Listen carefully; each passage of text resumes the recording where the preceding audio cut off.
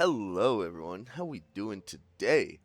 We're back with another draft breakdown. No, I went kind of MIA for a little bit there with the ICP and UDL. Had some crazy month of December, wild busy. I'm gonna do a supercut of the 3 weeks I missed for both leagues. Gonna drop them all at once. But we got another draft breakdown. VDL is back, baby. VDL, the thing that we've all been waiting for, Season 9. And they changed up the tiers a little bit in Season 9. It's looking like we're going with a super low tier division. So I'm excited. I know y'all are excited. So let's get ready and see what they got for us. So, round one, we got pick 4. And I got Inteleon. Ryu the Inteleon. And cost me 12 points. 12 was the highest tier. And we had a 70-point budget. So we got our water type, and Inteleon kind of fits exactly what we need for our squad. It is one of the fastest mons in the format at 120. 120 is like such a nice speed tier to hit in this format because there's like 5 to 10 mons that actually hit it. And like if you do count 10, I'm counting 5 of those as awful Pokemon. Like, they aren't great. Inteleon hits the hardest at this speed tier. You got like Noivern at this speed tier, Doug Trio, couple other odd mons hit the 120, 130. None of them hit as hard as Inteleon. It's just 125 base special attack and 120 speed is so elite, especially when you consider Inteleon's got pivot moves, U-turn or flip turn. Flip turn it will be brought most weeks, but U-turn's going to be brought against like water absorb teams, like, which is perfect. This thing's got priority and vacuum wave, and it's got screens. And the ability sniper means with a scope lens, 50% of the time I'm critting a person with snipe shot, which I'm ignoring their stat boost. Rocking they shit. It's kind of juice. I'm very excited to use Inteleon and just have this thing absolutely run through the league for me. But that's pick 1. Pick 2, we got Prison Realm, the Fortress, dude. Prison Realm, the Fortress is here, and I'm excited. He cost me 9 points. He was my second pick of the draft. I honestly did not think he was going to make it back to me. But the second I saw Fortress was still on board, I was like, give me that bug steel. Hand that over. Sturdy overcoat. Normally you're running sturdy, but I like overcoat for like those weeks where you got to go up against there's a Breloom on the board, there's Toadscruels on the board. I ain't ever getting put to sleep while I'm rocking this guy. So this is our hazard removal, which is nice because the hazard removal in low tier is a little bit dookie, a little bit dog cheeks. It also sets every type of hazard except for webs, which is kind of juice. Slow thunder waves means that I'm gonna eat hits and then switch out. Sorry. Slow volt switches means I'm gonna eat hits and switch out. But I do also have the ability to thunder wave or even set screens. This thing is the ultimate utility piece, sitting with 140 defense, meaning that this thing's our physical wall. And it also hits like 90 is nothing to scoff at. I throw like an iron head on this, it's gonna hit decently hard. I throw body press on this, I'm gonna turn a normal type into paste. But that's pick 2. Pick 3 though. This is where we get a little crazy. We got Judge Man the Snorlax. Big body, big boy, 12 points. Dropping us down to 37 points for the rest of the draft. Which means we're halfway through our points right now. But this is a normal type. There's some solid ghost types in the format. Snorlax just comes in on those. Immunity means that I can't get toxic when I'm playing up against all of the T-Spikers in this format, because there's so many T-Spikers in this format. Thick Fat means that I'm great against ice types and fire types. And then Gluttony might come if I'm deciding to do some Dirt Nasty Berry sets, which y'all already know I might do.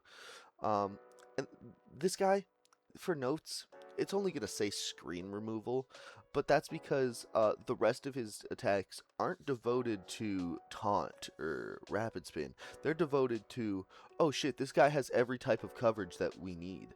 And with a 110 base attack and a 110 SPDEF and a 160 HP stat, this thing's living hits. This thing's eating hits. He's going, oh, can I have another? He's eating hits like it's popcorn chicken from KFC. So, Judgeman the Snorlax as our third pick. Absolute big body, big energy. Next up, we got Tengen, the Alolan Exeggutor. Cost me 5 points, and this is our first Terra Captain. Dragon and Grass. Now we got both of those types covered for our Dragon and our Dragon Fairy Steel Core and our Water Fire Grass Core. Frisk and Harvest. Frisk is a tight ability. This thing's come in Citrus Berry Harvest so often because it's just so good. You're constantly at 75 HP. This thing gets recovery, it gets screens, it gets knockoff, it can remove screens. You can run this thing as a mixed attacker, you can run it as a physical attacker, special attacker. You can run it as a just bulky beast, as a fairy type that's just setting up calm mines and eating. You can run it as a monster with sword stance. This thing is a threat, and as a Terra Captain, it is absolutely elite to get rid of that quad ice weakness. But that's Tengen the Exeggutor. Naoya Zenin the Pawmot was our fifth pick at 8 points. We got 24 points left. Our electric and fighting type. I have never used Pawmot, but I've been wanting to use Pawmot. Volt Absorb, Natural Cure, and Iron Fist are three great abilities, and having an immunity for certain matchups is tight. But having Natural Cure for other for other matchups, so I'm never getting burnt, is even tighter. Can also Wish Pass for us. It can pivot, it can knock off, it can priority with its Mach Punches. It's got screen removal and Brick Break, and I don't even need to Thunder Wave with this thing because this thing's got 100% accurate nuzzles. It's going to be cuddling up to you, making you not move because you're so adored by it. 115 attack is tight as shit, and then 105 speed. Once again, 100 in this tier is like what I imagine 110 is in other tiers. So having 105 is like, this is like 105 is the new 115. 120 is the new is the new 115. Like, these speed tiers are like, they're deceptive because you look at 105 and you go, oh, that's fast, but like it's nothing special. But like this is putting it in like the upper 5% of Pokemon in the low tier division. It's so tight to have a 105 speed. And with 105 speed and 120 speed and both of them being just a physical attacker and a special attacker, we got our speed tiers covered and our bulky boys sit. Next up is Yaga the Palisand, though. We are so excited to bring Yaga. 6 points and 18 on the board left after our pick of Yaga. This is a Ghost Ground type, which gives us a double immunity to normal and electric. Water Compact, which means that if we're fighting a physical water type, like a Floatzel, a Quillfish, or anything like that, you eat a heat, you you take a good chunk from that first hit, but then you just shore up on them, and you have a 110 base defense stat, which means that you don't even need really investment. You can put all your defense into the SPDEF, and then your defense is already higher than your SPDEF because you're at a +2 for some reason. 100 special attack is also really tight. This thing spin blocks, like I said, with shore up, and it also gets stealth rocks, which is tight. So they can't remove the stealth rocks that you set up. And remember, this is a ghost type. Ghost types have like the worst HP stats in the game. And this thing's got 85 HP, which I know we look at and we go, oh, that's not in the triple digits. Yeah, most Pokemon don't have triple digits. This is low tier, guys. However, 85 HP on a ghost type is super nice. It's very nice to have. But that's Yaga. Next up, we got Rico Amani. Amani. My bad, pimps. Minior. Y'all recognize Minior, and our Minior is back. She's in our hands again. She cost me 11 points and dropped me down to 7 points remaining, but that's fine because now we have a ground immunity for our Pawmot. I know like we weren't super ground weak at this point. However, We also have a setup sweeper who can set up stealth rocks, screens, and just U-turns on hose. Um, 100 base defense stats when it's in the shield is down form, 100 in both attacks, and 120 when it's like once the shield's broken and everything. It's it's kind of a monster. You guys have seen me use Minior before. I've I've like gotten sweeps with Minior, and this thing basically guarantees that people are going to be bringing mirrors into me, which I'm fine with because I don't have to use Shell Smash with this thing. Using this thing as a support Pokemon is like one of the best things I can do with it. And then I set up screens, I like pivot into Inteleon, and now I have Crit Sniper behind screens. And their mirror herbs mean nothing because I'm quite literally just bop, bop, bop, going straight through, and they aren't hitting me for anything because I got screens up. Um, but that's Minior. We got our next Terra Captain though. So this was a very interesting draft because you're forced to draft two Terra Captains. It's like in the rules. You can't like you have 7 points to draft your Terra Captains, and you have to draft two. And it's 6 points and down is our options. So with 2 points left in our Terra budget, I grabbed Arbok, who everyone's thinking like Arbok, that mon's cheeks. However, grounded poison for us, which means that before Terra, I can be removing the absolutely dirt nasty T spikes that are going to be everywhere.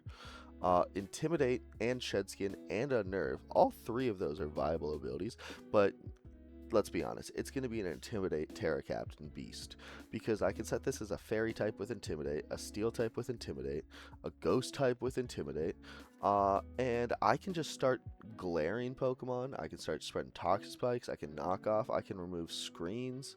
Um, Arbok is a really tight Terra Captain. Stats are mediocre across the board, but the 69 in defense, nice, is a lot better when you pair that with an Intimidate. Like, a lot of Pokemon that rock Intimidate do not have great defense stats, but they still live because of that Intimidate debuff.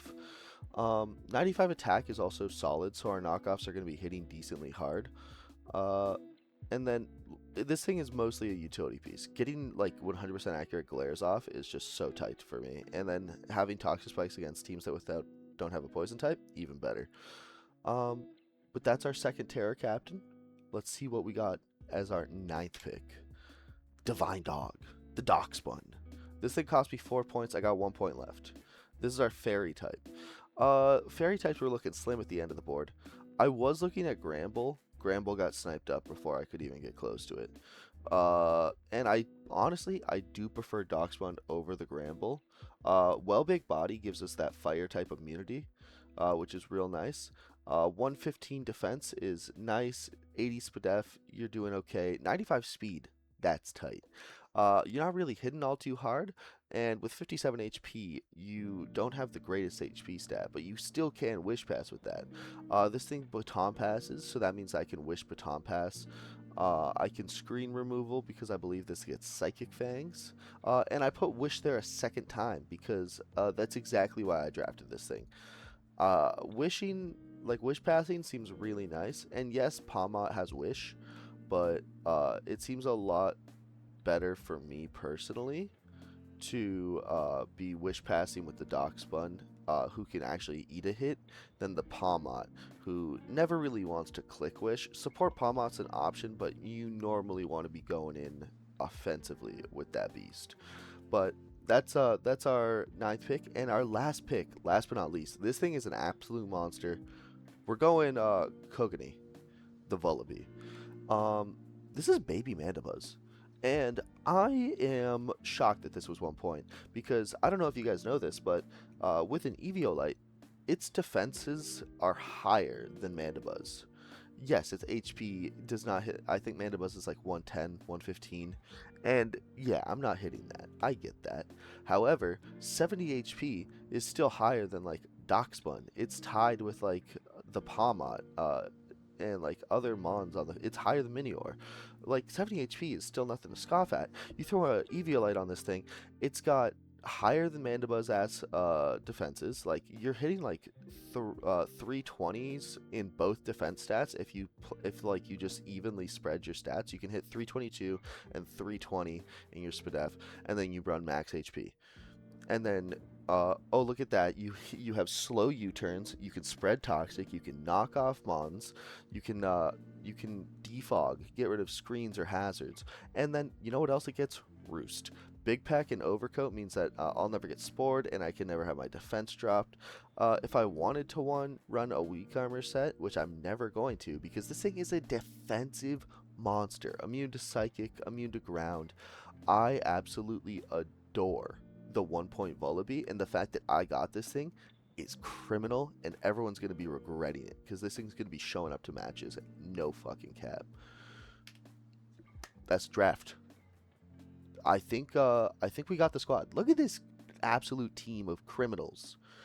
They do look goofy. I understand that, but I'm gonna be doing some work in the VDL this season, and y'all just watch me do it.